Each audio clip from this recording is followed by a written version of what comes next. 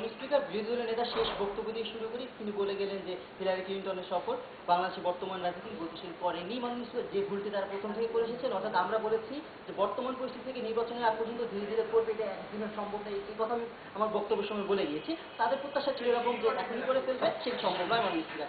দ্বিতীয়ত মাননীয় স্পিকার, অনেকগুলো উদাহরণ ছিলেন ক্ষেত্রগুলো। প্রথম ক্ষেত্রে মাননীয় স্পিকার লক্ষ্য করুন 33 জনকে আটকের কথা বলেন, তার পরবর্তীতে তাদের কথা অনুসারে 5 জন মুক্তি পেয়েছে। তার পরবর্তী সংবাদটি হচ্ছে মাননীয় স্পিকার আদালত রুল জারি করেছে যে কেন তাদেরকে জামিন দেওয়া হবে না, এটি আলোচনার ক্ষেত্রে কিনা সেটি একটা প্রশ্ন মাননীয় স্পিকার। দ্বিতীয়ত মাননীয় স্পিকার, 71-এর সেই 90-এর কথা যখন আমরা বললাম, তখন বললেন 90-এর প্রেক্ষাপটে এক না। প্রশ্নটি হচ্ছে ঠিক সেই জায়গায়, সংলাপ সফল হতে পারে কি পারে না। যদি সংলাপ একটি গণতান্ত্রিক রাষ্ট্র প্রতিষ্ঠা করতে পারে, সেই সংলাপটি গণতান্ত্রিক সমস্যা সমাধান করতে পারে অবশ্যই মাননীয় স্পিকার।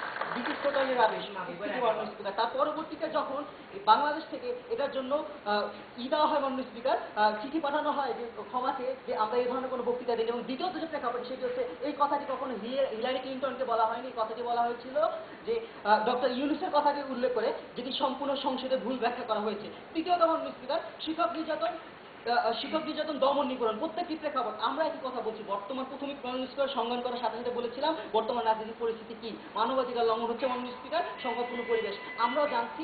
কিন্তু মাননীয় স্পিকার, আমাদের যে কথাটি ছিল হিলারি ক্লিনটন আসার পরবর্তীতে বার্তাকে আমাদের দিয়ে গেছে, তার পরবর্তী ধীরে ধীরে পরিবর্তন আসবে। যারা মানতে চাইনি আমরা নির্বাচন অন্তর্বর্তীকালীন সরকার মানতে চাইনি, তারা বলছে আমরা সংলাপে বসবো।